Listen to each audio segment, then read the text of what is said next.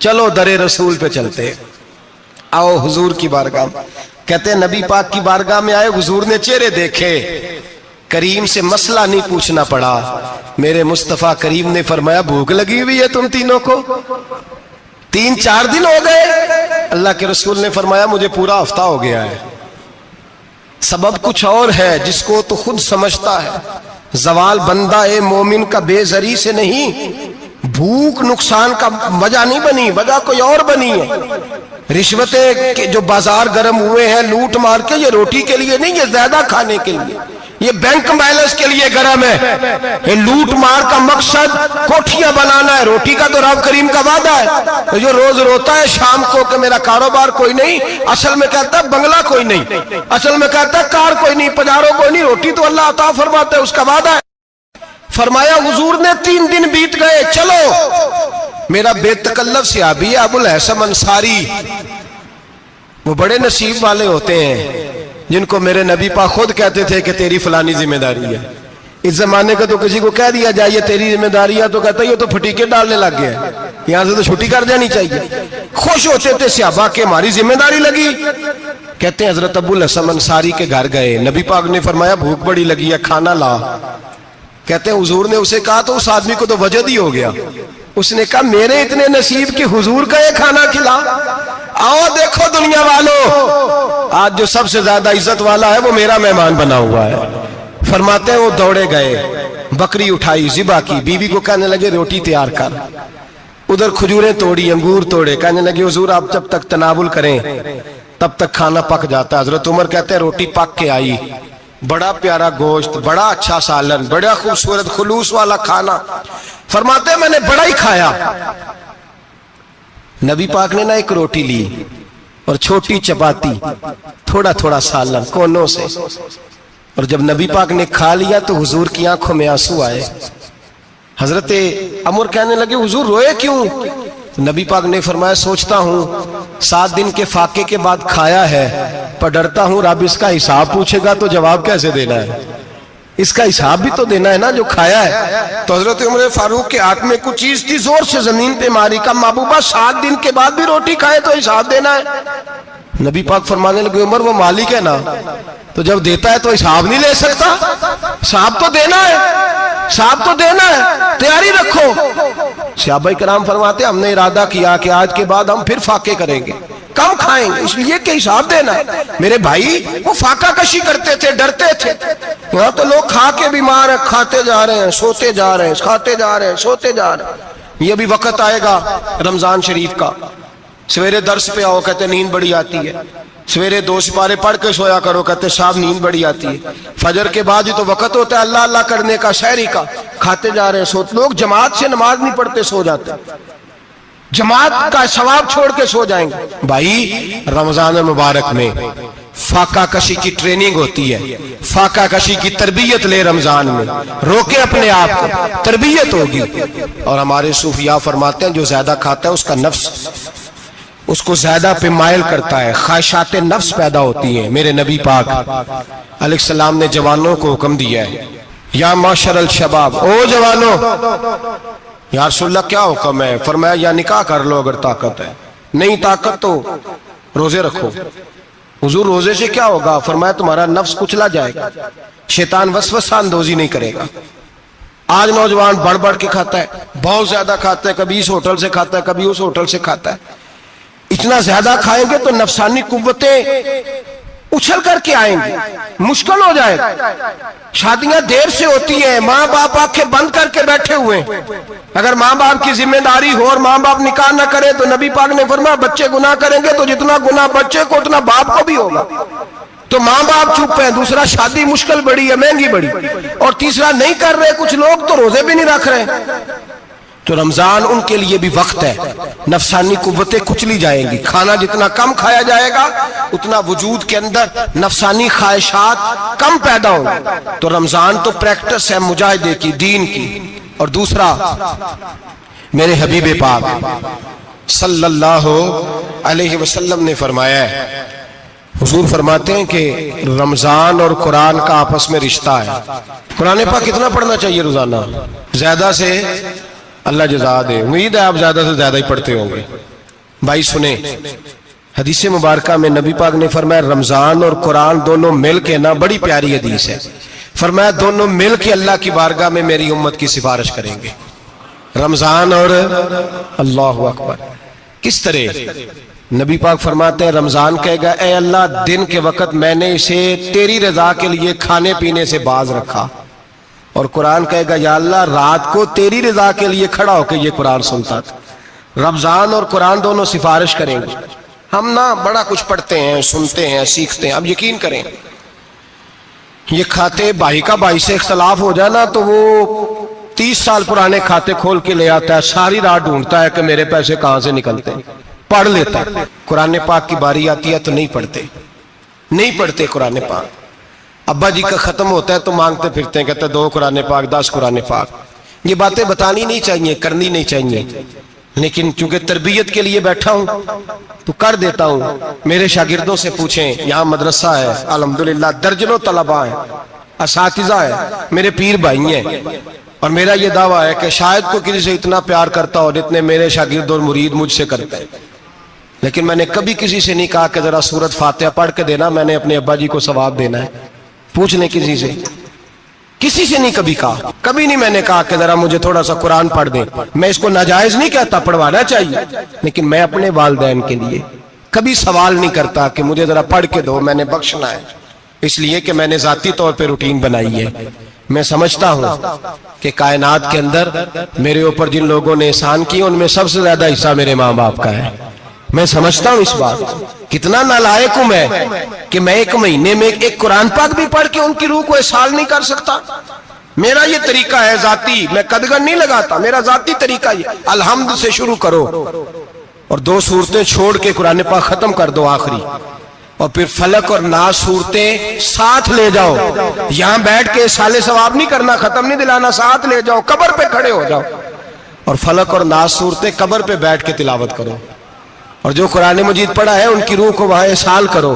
او بھائی، اولاد جب ماں باپ کے لیے پڑھتی ہے تو اسے کہنا نہیں پڑتا اللہ بخش دے، اس لیے کہ اولاد کی نیکیاں خود بخود ماں باپ کے کھاتے میں جمع ہوتی ہیں، خود نیکیاں جمع ہوتی ہیں. میرے بھائی تو بچوں سے یہ تو مطالبہ کرتا ہے کہ بیٹا اس سال رمضان المبارک میں میرے لیے ستو ضرور بنانا، فلانی چٹنی ضرور تیار کرنا. یہ کیوں نہیں کہتا بیوی سے کہ ڈشیں کم بنانا، تو بھی بیٹھ کے قرآن پاک پڑھ، میں بھی قرآن پاک پڑھتا ہوں. ادھر آؤ بیٹا یہاں بیٹھ کے تلاوت کرو، میں بھی کرتا ہوں. بیٹی ادھر آؤ بیٹھ کے قرآن پاک پڑھو. کتنا وقت لگتا ہے؟ حافظ اور قاری اور علماء اگر پڑھے تو 20-25 منٹ لگتے ہیں قرآن پاک کا سپارہ پڑھنے، اور اٹک اٹک کے پڑھنے والا بھی پڑھے تو 1 گھنٹہ لگ جائے گا. اور میرے نبی پاک صلی اللہ علیہ وسلم نے فرمایا جو قرآن پڑھتے ہوئے اٹکتا ہے اللہ اسے ڈبل ثواب عطا فرماتا ہے. فرمایا جو زبانی پڑھے سنگل ثواب، جو دیکھ کے پڑھے اسے ڈبل ثواب. حضور کیوں؟ فرمایا اس لیے کہ میرا قرآن دیکھنے پہ بھی اللہ ثواب عطا فرماتا ہے. قرآن دیکھنے پہ بھی اللہ ثواب دیتا ہے، دیکھنے کا بھی ثواب. رمضان شریف میں قرآن پاک پڑھے، کھول کے پڑھے. اور میرے بھائی اگر تیرا بچہ پڑھے، اگر تیری بیٹی پڑھے، کائنات کا خوش نصیب باپ وہ ہے کہ بیٹا قرآن پڑھے، چاہے ناظرہ ہی پڑھے. جس کی بیٹی پڑھے، زندگی میں انہیں اس کام پہ لگا جاؤ، مرنے کے بعد بھی پڑھیں گے. امام جلال الدین سیوطی شافعی رحمت اللہ علیہ فرماتے حضرت عیسیٰ قبر کے پاس سے گزرے، قبر پہ عذاب ہو رہا تھا، اللہ کا غضب برس رہا تھا. جناب عیسیٰ استغفار پڑھتے ڈرتے گزر گئے. تھوڑی دیر کے بعد، چند گھنٹوں کے بعد گزرے تو اسی قبر پہ پھول کھلے ہوئے تھے، رحمت برس رہی تھی. حضرت عیسیٰ علیہ السلام عرض کرنے لگے مولا تو بے نیاز ہے، میری طاقت نہیں تیرے کاموں میں بولنے کی، پر ابھی تو یہاں عذاب ہو رہا تھا، ابھی رحمت برس رہی ہے. جناب عیسیٰ کہتے ہیں آواز خدا بندی آئی، عیسیٰ بندہ بڑا گناہگار تھا، پاپی تھا، مجرم تھا، خطا کار تھا، لیکن جب اس کا انتقال ہوا، اس کی بیوی حاملہ تھی، اس کے پیٹ میں بچہ تھا، بچہ اس کے انتقال کے بعد پیدا ہوا. آج وہ 4-4.5 سال کا ہوا ہے، مکتب میں گیا ہے، مدرسہ میں گیا ہے، استاد نے بسم اللہ شریف پڑھائی ہے. فرمایا اس نے توتلی زبان سے کہا ہے بسم اللہ الرحمن الرحیم کا ایسا مجھے بتلا اس زمین پر وہ معصوم جسے ابھی رحمان اور رحیم کہنا نہیں آتا، وہ तोतली जुबान से मुझे रहमान और रहीम कहे और मैं उसी जमीन पे उसके बाप को अजाब दूं? फरमाया उसने एक बार रहमान और रहीम कहा है, मैंने उसकी बाप की कब्र को नूर से मामूर फरमा दिया है, नूर से भर दी है कब्र, बरकत से भर दी है। अल्लाह करे मेरे बेटे भी कुरान पढ़े, अल्लाह करे मेरी बेटियां भी कुरान पढ़े, अल्लाह करे हम सब की औलादे कुरान पाक पढ़े। लेकिन ना इमाम आजम अबू हनीफा रमजान में 61 कुरान पाक पढ़ते थे। कितने? 60 टेक। अल्लाह अकबर। एक कुरान पाक दिन में पढ़ते पूरा, एक रात को पढ़ते, एक तरावी में पढ़ते। 61 कुरान पाक इमाम साहब पढ़ते। आप फरमाते मैंने छोड़ दिए सारे वजीफे, मैं सिर्फ रसूलुल्लाह का कुरान पढ़ता हूँ। रमजान सारा कुरान पाक, सारा रमजान। अब तो आदत ही नहीं रही हमें कुरान पाक की। अगर लोग नाराज ना हो तो महफिल नात होती है तो तिलावतें कितनी होती हैं, और नाते हमने ज़ौक़ ही नहीं बनाया, ज़ौक़ ही नहीं बनाया हमने तिलावत कुरान का। इसलिए कि कुर्रा उलमा फुकरा इनको हम तैयार ही नहीं कर रहे, हम तो एक्टर पाल रहे हैं जो पैसे लेते हैं नात खानी के माज़अल्लाह। ओ मेरे भाई, क्या कुरान मेरे नबी की नात नहीं? हजरत आयशा सिद्दीका रदी अल्लाह ताला अन्हा के पास सहाबा गए, कहने लगे अम्मा जी हमें नबी पाक का इखलाक बतलाएं। तो अम्मा जी कहने लगी जाओ जाके कुरान पाक पढ़ो, काला खुलुकुल कुरान, सारा कुरान मेरे नबी के इखलाक का ही नाम है। ये सारी नात है, ये सारी नात है। इस नात को सुनने लोग क्यों नहीं आते? इतना राश में अपने नात में उतना तरावी पे क्यों नहीं होता? और मिल्लत का जवान याद रखे, बूढ़े तरावियां पढ़ते हैं, ज़ईफ तरावियां पढ़ते हैं, घुटनों में दर्द है तरावियां पढ़ते हैं, बीमार बूढ़े तरावियां पढ़ते हैं, जवान वहां चौक में खड़े। क्या जवानी इसलिए है चौकों में खड़ा हुआ जाए? क्या जवानी इसलिए है कि सऊदी अरब जाने के लिए पासपोर्ट बनाना हो तो 2.5 घंटे खड़ा रहे तू, शनाख्ती कार्ड के दफ्तर तू खड़ा रहे, प्रोटेक्टर के लिए खड़ा रहे, काफिरों के सामने कासा लेसी करने के लिए तू खड़ा रहे, तू नौकरी पे जाए तो सारी रात खड़ा रहे, और तू कुरान के लिए खड़ा नहीं होता? मेरे महबूब ने फरमाया मन कामा ईमानन व इहतिसाबन गुफिरा लहु मा तक़द्दम मिन ज़ंबिह। फरमाया जो रमजान मुबारक में अल्लाह की रिजा के लिए गुनाहों की माफी के इरादे से कयाम करेगा, रातों को इबादत करेगा, अल्लाह उसके पिछले सारे गुनाह माफ फरमा देगा। नौजवान इरादा करें, प्रोग्राम बनाएं कि इंशाअल्लाह कुरान पढ़ना भी है, कुरान पढ़वाना भी है, सुनना भी है, और इंशाअल्लाह बोलिए सुनना भी है और पढ़ना भी है और पढ़ाना भी। हिम्मत करें, दलेरी करें, आके खड़े तो हो, अल्लाह तौफीक अता करेगा। पहली बात यह कि रोजा रखें, दूसरी बात यह कि कुरान पाक की तिलावत करें, और रोजा रखें तो रोजे के सारे हुस्न समेत उसे रखें। नबी पाक ने फरमाया रमजान गमखारी का महीना है, गमखारी करें। हमारे जमाने में 2 किस्म की तकलीफें हैं। एक तो गरीब आदमी, उसका हाल ये है कि वो मांगते ही गुजारा करना चाहता है, उसने हाथ यूं कर लिया है तो अब उसका यूं होने को तैयार नहीं। जरूरत अगर किसी आदमी को किसी दरवाजे पे ले जाती है तो बुरा नहीं, लेकिन सवाल का अपने ऊपर दरवाजा खोल लेना ये ठीक नहीं। फाका कशी पैदा करें, हौसला पैदा करें, थोड़े पे गुजारा करना सीखें। गरीबों को भी इजाजत नहीं कि वो निकल खड़े हो मैदान में मांगने के लिए। टोलियां निकलती हैं रमजान में, जत्थे निकलते हैं खैरात इकट्ठी करने वाले। बचें। मेरे नबी पाक सल्लल्लाहु अलैहि वसल्लम ने फरमाया जिसने बगैर जरूरत के सवाल किया, जब कयामत के दिन आएगा तो उसके चेहरे के ऊपर गोश्त नहीं होगा, सिर्फ ढांचा ही होगा। इतनी भयानक सूरत में आए, बगैर अशद जरूरत के सवाल न कर, कभी सवाल न कर। और अमीरों से गुजारिश है कि रमजान हमदर्दी का महीना है, हमदर्दी करें तो सामने वाले की इज्जत का भी ख्याल करें। ये बात दुरुस्त है कि गरीब सियाना नहीं होता, इसलिए कि जिसकी जेब में पैसे नहीं होते भाई उसे अकल भी नहीं होती। जिसके घर कार नहीं होती उसे चलाने का तरीका, जिसके घर ओवन नहीं होता उसे चलाने का तरीका भी नहीं आता। जिसके घर में चीजें होती हैं उसे चलाना भी आ जाता है। जिदे घर दाने ओदे कमले भी उसके सियाने हो जाते हैं। तो चौधरी साहब, सेठ साहब, नवाब साहब आटा तकसीम करते हैं, खड़े होके फोटो खिंचाते हैं, फेसबुक पे देते हैं, और एक आटे का थैला और 10 अखबारों में फोटो। अल्लाह से डरें। रमजान हमदर्दी का महीना, हमदर्दी का। गरीब को दे तो उसकी इज्जत को रुसवा ना करें, میرے نبی پاک علیہ السلام کے صحابی حضرت عبداللہ ابن عمر رضی اللہ تعالیٰ عنہ ڈھونڈ کے لاتے تھے مسکینوں کو، ڈھونڈ کے، اور جب لاتے تھے تو اپنے دسترخوان پر بٹھا کر اپنے ساتھ افطاری کرایا کرتے تھے۔ اور پھر فرمایا اللہ تعالیٰ نے لن تنالوا البر حتی تنفقوا مما تحبون، اللہ کے راستے میں وہ چیز دینی ہے جو تمہیں زیادہ پیاری ہو۔ کون سی چیز جو تمہیں؟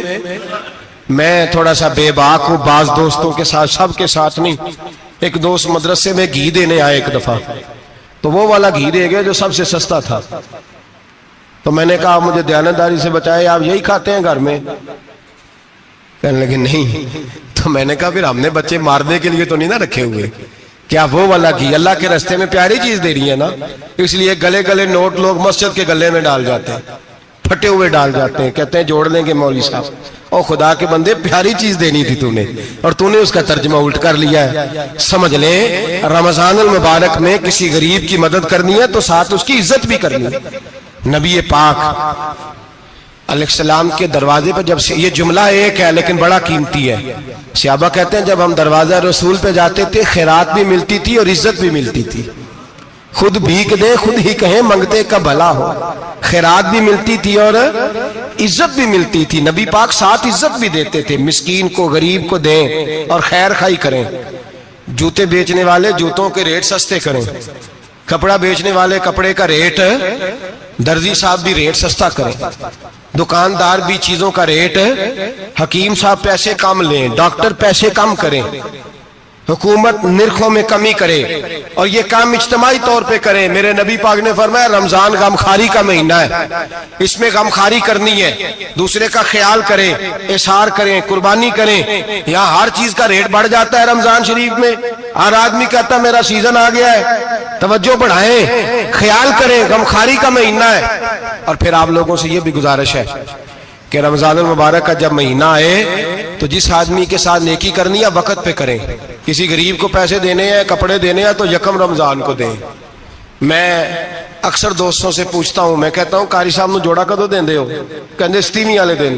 میں کہا مینوں لگ گئی سمجھ، تہاڈی سازش ہے کہ جڑے سواں کے پا نہ لوے، ایویں مولوی چودھری صاحب دے نال دے کپڑے پا لے تے کتے لکھیا ہے اینوں دینا ہے ستیویں؟ تسی دسو ستیویں والے دن کو درزی سی کے دیندا ہے؟ انہوں 3 گنا بھی پیسے دئیے تو کہندہ ہے جیڑے باقی نے انہاں دے نہیں بٹن پہ لگ دے میرے کو، کتھوں جوڑا سیکھ؟ تو کس دن دیتے ہو قاری صاحب کو؟ کیا مقصد ہے؟ پہننے کے لیے دے رہے ہو یا اس لیے دے رہے ہو کہ نہ پہن سکے؟ تو بھائی آپ جب کسی کو کچھ چیز دیں گے تو کب دیں گے؟ جب وہ استعمال کر سکے۔ غریب کو لوگ فطرانہ دینے جاتے ہیں عید سے 1 دن پہلے، تو کیا کرے گا اس کا؟ وہ نہ تو کپڑے خرید سکا نہ روٹی لا سکا، بلکہ میرے حضرت صاحب فرماتے ہیں رمضان سے پہلے دے دو، رمضان کی نیت کر کے رمضان سے 1-2 دن پہلے دے دو، اللہ رمضان جتنا ثواب ہی عطا فرمائے گا۔